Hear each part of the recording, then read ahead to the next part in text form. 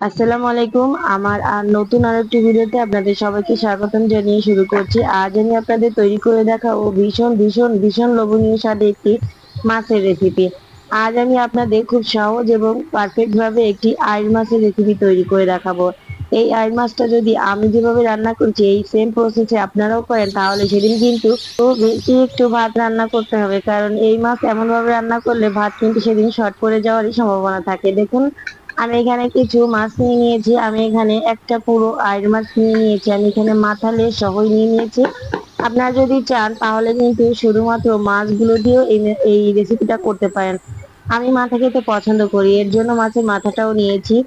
Just মাথা লেজ পুরোটাই একটা মাছ ধরেই নিয়ে নিয়েছি। এটাকে কুটে দিয়ে পরিষ্কার করে নিয়েছি, দেখতেই পাচ্ছেন। আপনারা আপনাদের পছন্দ মতো করে নিতে পারেন। দেখুন, আমি এখানে কিছু মশলা তৈরি করে নেব। এই মাছের জন্য কিন্তু এই মশলাগুলো অবশ্যই অবশ্যই প্রয়োজন। আমি এখানে হাফ ইঞ্চি আদা আর একটা রসুনের অর্ধেক এবং 8-10টি কাঁচামরিচ নিয়েছি, লাল পাকা মিশিয়ে নিয়েছি কাঁচামরিচটা। এবার এখানে নিয়েছি 4টে পেঁয়াজ। আর দিয়ে দিতে হবে যেটা মোস্ট ইম্পর্টেন্ট, সেটা হচ্ছে জিরা। এই জিরাটা কিন্তু অবশ্যই দিতে হবে। এই পেস্টটা কিন্তু করার সময় অবশ্যই জিরাটা আপনারা দিতেই হবে। জিরা দিলে কিন্তু এর অথেন্টিক যে মানে টেস্টটা এটা কিন্তু পাবেন। এখন কিন্তু এই মশলাটা আমি পেস্ট করে নিব। আপনারা চাইলে শিলপাটায়ও করতে পারেন, আমার মতো ব্লেন্ডারেও করতে পারেন। যার যেভাবে সুবিধা হয় সেভাবে কিন্তু করে নিবেন। দেখুন, আমি একটু ব্লেন্ডারে পেস্ট করে নিয়েছি। এখন রান্নায় চলে যাব। একটা প্যান আমি বসিয়ে দিয়েছি, এখন দিয়ে দেবো সাদা তেল। আমি কিন্তু এখানে রান্নাটা সাদা তেলে করছি, আপনারা চাইলে কিন্তু এটা সরিষার তেলেও করতে পারেন, খেতে কিন্তু মাশাআল্লাহ ভালোই লাগবে। আর এখন যে মশলাটা আমি বেটে রেখেছিলাম সেটাই আমি এখানে দিয়ে দিচ্ছি। দেখুন, আমি যেহেতু সম্পূর্ণ পেস্ট করে নিয়েছি সেক্ষেত্রে কিন্তু তরকারিটা খেতে অনেক বেশি মজাদার হবে। আর যে গ্রেভিটা থাকবে ওইটাও কিন্তু বেশ একটু পুরু বা মোটা হবে, এতে করে খেতে ভালো লাগবে। জাস্ট একটু গরম ভাত দিয়ে কিন্তু এই রেসিপিটা দিয়ে আপনি পেট ভরে ভাত খেতে পারবেন। এই পর্যন্ত যারা যারা আমার ভিডিওটি দেখছেন অবশ্যই একটু লাইক করে দিবেন। প্রথমে দিয়ে দিব লবণ। আমি শুকনো উপকরণগুলো দিয়ে দিচ্ছি 1 চামচ হলুদের গুঁড়া, আর খুবই সামান্য পরিমাণে একটু লাল মরিচের গুঁড়া দিয়ে দিলাম, যেহেতু কাঁচা মরিচ আমি এখানে ব্যবহার করেছি। আর দিয়ে দেবো 1 চামচ ধনিয়া গুঁড়া। এগুলোকেও আমি খুব ভালো করে মশলার সঙ্গে একটু কষিয়ে নিব। মশলাটাকে এখানে কিন্তু খুব ভালো করে এখানে ভুনে নিতে হবে। এই মাছের মূল যে মানে স্বাদটা এটা কিন্তু মশলার ভিতর থেকেই আসবে। যেহেতু এখানে জিরা পেস্ট দেওয়া হয়েছে এবং সবকিছু আমি পেস্ট করে দিয়েছি, যখন মশলাটা এইভাবে দানা দানা ভাব হবে তখন এটাকে একটু সামান্য পানি দিয়ে আমি ঢাকনা দিয়ে ঢেকে দিব। এভাবে আপনারা একদিন বাসায় একটু রান্না করবেন, দেখবেন খেতে আলহামদুলিল্লাহ অনেক বেশি ভালো লাগে। সবাই কিন্তু প্রশংসা করবে এই একটি মাত্র রান্নায়। আপনার এত সহজ ভাবে যে এই রান্নাটা করা হয় যে কি বলবো, খুব মানে আপনি 10 মিনিটে রান্নাটা করে নিতে পারবেন। মশলাটা যখন খুব ভালো করে ভোনা হয়ে যাবে তখন আমি এখানে দিয়ে দেবো আগে থেকে যে মাছটা আমি কেটে দিয়ে পরিষ্কার করে রেখেছিলাম ওইটা। ওটা দিয়ে মশলার সঙ্গে ভালো করে একটু নেড়েচেড়ে মিশিয়ে নিলাম। এখন ঢাকনা দিয়ে ঢেকে এটাকে আমি কিছুক্ষণ কষিয়ে নিব। এইভাবে যদি ঢাকনা দিয়ে দিয়ে আপনারা মাছটা কষান সেক্ষেত্রে কিন্তু মাছের ভেতর পর্যন্ত মশলার যে ফ্লেভারটা ওটা কিন্তু যায়। আর এই খেতেও কিন্তু খুব ভালো লাগে। যখন আপনি এটা মাছটা ভেঙে ভেঙে খাবেন তখন কিন্তু খুব সুন্দর একটি টেস্ট পাবেন। দেখুন, আমি প্রত্যেকটা মাছ একটু উল্টে পাল্টে আবারও কিন্তু ঢাকনা দিয়ে ঢেকে আমি আরো কিছুক্ষণ এটাকে কষিয়ে নিব। জাস্ট 3 থেকে 4 মিনিটের মতো এইভাবে ঢাকনা দিয়ে দিয়ে এইভাবে কষিয়ে নেবেন। দেখুন, আমি কিন্তু মিডিয়াম হিটে রান্নাটা করছি।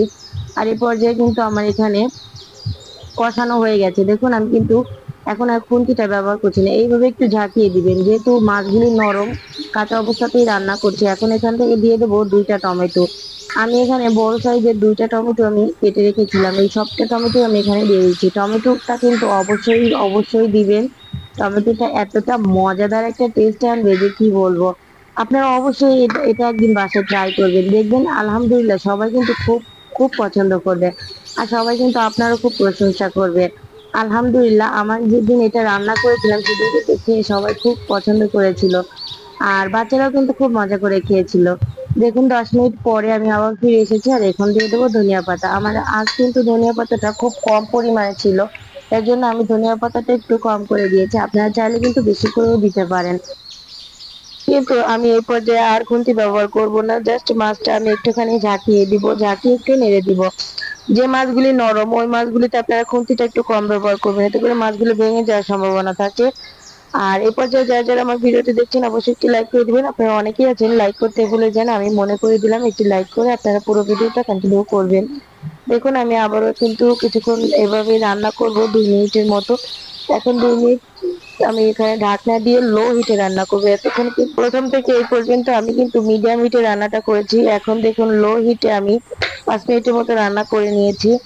আর এখন আমি এই পর্যায়ে দিয়ে দেবো কিছু কাঁচামরিচ। কাঁচামরিচটা কিন্তু জাস্ট একটু সুন্দর একটা ফ্লেভার আনবে। আপনারা চাইলে কিন্তু এখানে কাঁচামরিচটা বেশি কম করে দিতে পারেন। আমি 3টা দিয়েছি। এখন আমি এইভাবে 2 মিনিট এটাকে দমে রেখে দিব। দমে রাখার পরে আমি আপনাদের দেখাচ্ছি। দেখুন 2 মিনিট পরে ফুলফিল যার চুলাতে যতটা লো হিট আছে সেভাবে দিয়ে রাখবেন।